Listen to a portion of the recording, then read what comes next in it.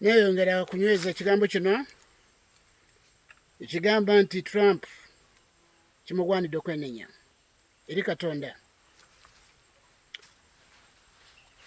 Mu video endala eyogera ku Trump badde ntegeeza nti Trump omusango gwalina kati neggwanga lye gwego Dawudi gwe yaza mu maaso ga Katonda bwe yaddira mukamwavu Uliya n'amugyako mukazi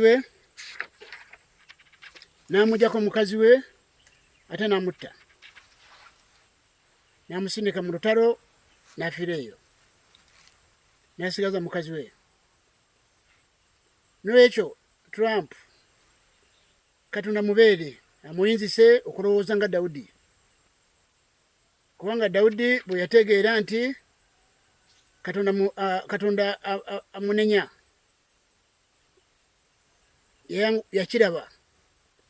era Dawudi ekigambo ekyo yakyenenya, ekintu ekyo yakiraba nga kyabulabe. N'olwekyo eggwanga lya Amerika, Trump bw'otunuulira ebigambo ebyo ligambibwa lyeggwanga erisinga obugagga mu nsi yonna, naye abaavu abali mu nsi lyo ggwanga libakutte litya. Trump abaavu bakutte otya bali mu nsi? Abagagga abali mu Amerika balina obusobozi busobola okuyamba abaavu bali mu mawanga ga Afirika bonna ne bava mu bwavu. Abagagga ba Amerika balina obusobozi obugaggawaza abantu b'omu Afirika bonna, Amerika nesigala nga gagga. Naye olwaleero bw'otuna Trump n'abantu abali mu ggwanga lye okusosola okulya eyo, bano badde waabwe abantu bajja nga banoonya kyakulya, banoonya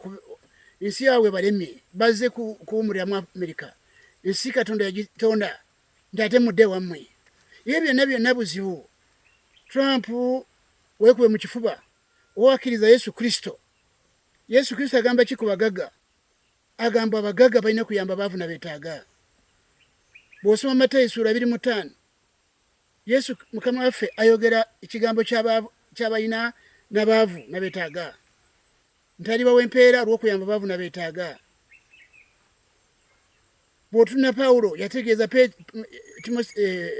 Timoseewo ssuula y'omukaaga ndowooza ku lunyiriri olwa 17 awo,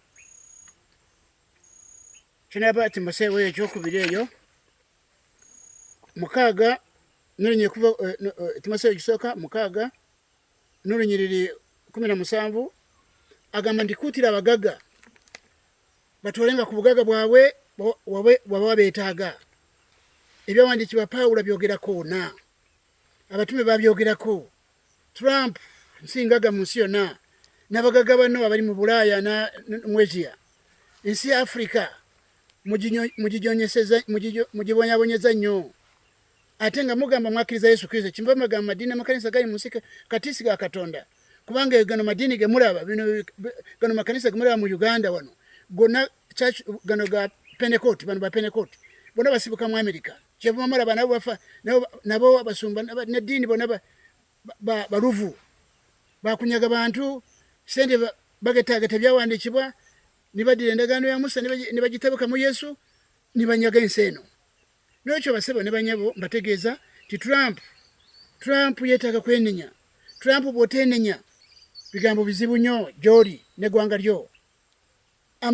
Abaavu mubalwanaganya mufune sente, mulengera ebiri mu nnyumba z'abaavu, oba mulimu mafuta ne mubalumba ne mubayiya okusobola kubabba, ate mwe bagagga basinga. N'ekyo Trump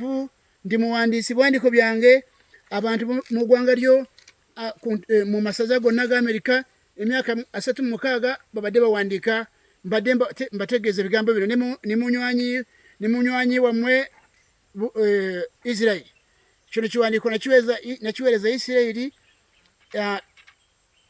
mu mwezi gumu ndowooza ne balumba ne batandika kulwana. Era nali maze kubaweereza ekiwandiiko kino, era post office e Kampala ye mujulizi waakyo. kyawandikibwa era nina n'ebiwandiika bimu bitaafuna endagiriro ibasa nizituuka Israel nizidda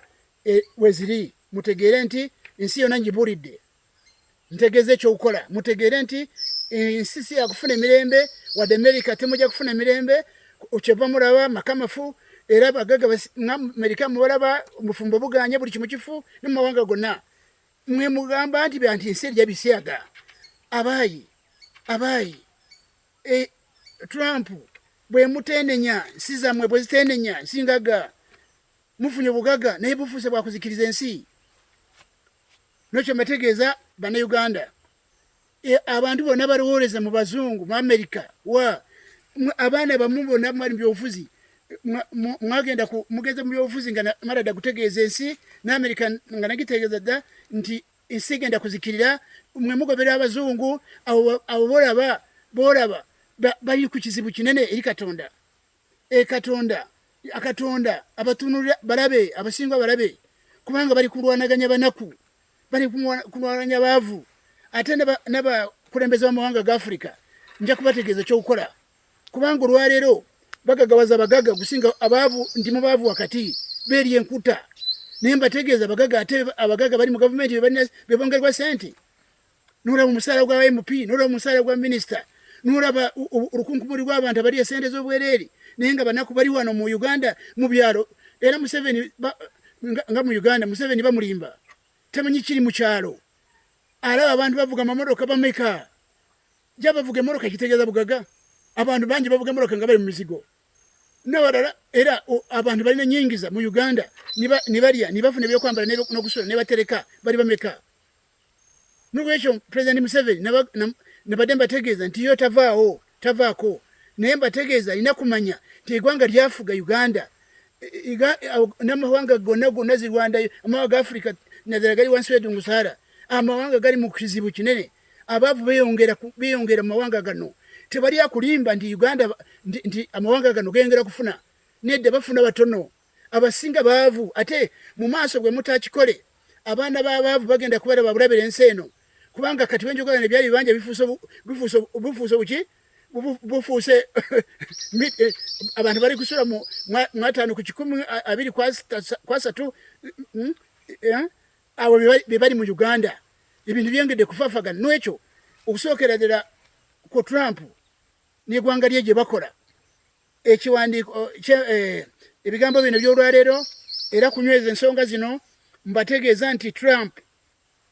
ekyawandiikibwa kino Samuel 2 essuula 11 okugimalako okutuuka n'okwata 12 n'otuuka ku lunyiriri 25 ekyawandiikibwa kya Trump n'amawanga magaga Trump n'abawanga magaga ebigambo bino bijja kuleeta omutawaana Katonda tayinza kubagumikiriza kyenkanidaawo Trump muli bagagga bazibu naye ensi yonna mugibonyabonya mulwanyisa bana banaku abali wano bano banaku bali mu byobufuzi banoonya kubeera bulungi batya ebyobufuzi byakasooka wano enaku yeyongera mu mawanga gano n'ekyo mbategeeza nti kibigambo bino eno vidiyo yokubiri ebadde enyweza yasoose gye mbadde njogera ku Trump ateeka okwenenya enjawulo ya Trump ne Daudi eyinza kubeera nti ejja kubeera nti ddala Trump bw'anaawulira ebigambo bino agenda kwenenya agenda kukyukira Katonda yenenye n'eggwanga lye liragire kwenenya egagga eryenkanidaawo naye olwaliro buli kantu ennyumba z'abaavu ze mulingiza bw'omulaba akapetroli muga ntibagenda kugagawala banange era nibakubaganya nibatta nibafa mulaba ekiri Kongo abantu babaguze emundu gavumenti muziguze emundu nabayekera mwe mubaguze emundu kakati muli mu katemba wakufuna sente naye nga mwagagawala dda mutunda ebirala mukyukire Katonda kubanga enkyukakyuka y'ensi itandikira mu Uganda abantu bazalibwa mulundi gwokubiri bawone mwebale nnyo mwebale ddala okumpuliriza